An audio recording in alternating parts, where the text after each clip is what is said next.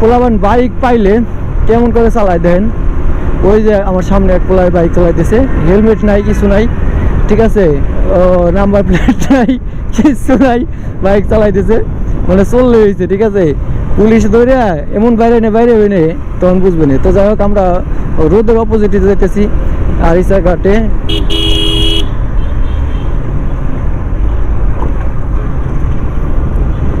আরিসা ঘাট দিয়া অনেকদিন পর আসলাম এই রোডে।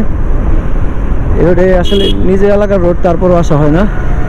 আসবো কেমনি ভাই, এলাকায় তো থাকি না, এলাকায় থাকলে সে আসা হইব। তো যাই হোক, এই যে আরিসা ডাক্তারখানা থেকে আরিসার দিকে যাচ্ছি। এই রোডটা দেখেন কি অস্থির লাগে, অনেক অস্থির লাগে, অনেক সুন্দর লাগে। সরকারি স্কুল সামনে আছে, বেলায়েত স্কুল, কয়েকটা শিক্ষা প্রতিষ্ঠান, এটা ইউনিয়ন পরিষদ, সামনে আছে থানা। মানে এভারেজে এলাকাকে খুব মিস করি, এলাকায় আসলে খুব ভালো লাগে। তো যাচ্ছি দুইটা বাইক এক জায়গায় ঘুরতে। তো আমার ফ্রেন্ড পিছনে আছে, যেটা দেখাইলাম যে হেলমেট নাই, নাম্বার প্লেট নাই। তো যাচ্ছি বাই রোডে, যেহেতু ওর বাইক নিয়ে সমস্যা হবে না। আর যদি হাইওয়েতে যাইতাম তাহলে হয়তো বা পুলিশিং মামলা হইতো বা ঝামেলা হইতো। আসলে আমরা হাইওয়েতে যাই কম, আমরা এলাকায় আসলে বেশিরভাগই গ্রামগঞ্জ বা এদিক ওদিক ঘুরে বেড়াই, মজা লাগে বিষয়টা। তো এই কারণে আর কি।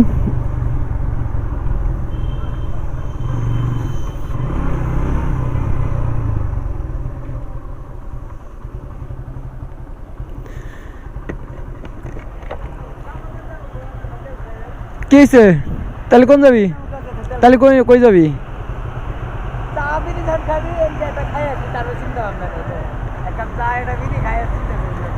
আয় আয় আয়, ভালো আছোস? ভালো। বন্ধু কইতেছে জাফরগঞ্জ যাবো কি করার জন্য। জাফরগঞ্জ যাইবো কি, নদীর পাড়ে যাওয়া একটা আলাদা ফিলিংস হয়। জাফরগঞ্জ যাইবো না, নদীর পাড়ে যাবো না, তাহলে এখন কই যাওয়া যায়? এখন যাবো আমরা এদিকে, জানি না কই যাবো। ওরে আগে দিয়ে দেই যে ওই যেদিক যাবো ওই দিকে চলে যাবো। আমি যাইতেছি ভিডিও করবার, আমার কোনো ডেস্টিনেশন নাই নিজস্ব। আগে যা, ওই জেনে যাই নেই যাবো গা, আর কোনো জায়গায় যাওয়ার কিছু নাই।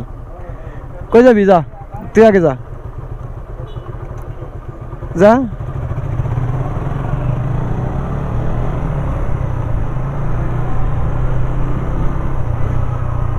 এই যে বন্ধু ঢুকে গেছে এখানে, এনে মানে পিছনে চা খাইবো। এনে দুধ চা নাই, এনে বেড়া, এনে চা খাবি? এনে দুধ চা আছে, দুধ চা আছে জায়গা। খাইছিলাম না, আইসো নো। ওই হজরতের দোকানে ভালো দুধ চা দেয়। আচ্ছা, এনে এনে খাই বন্ধু, এনে চা খাইবো।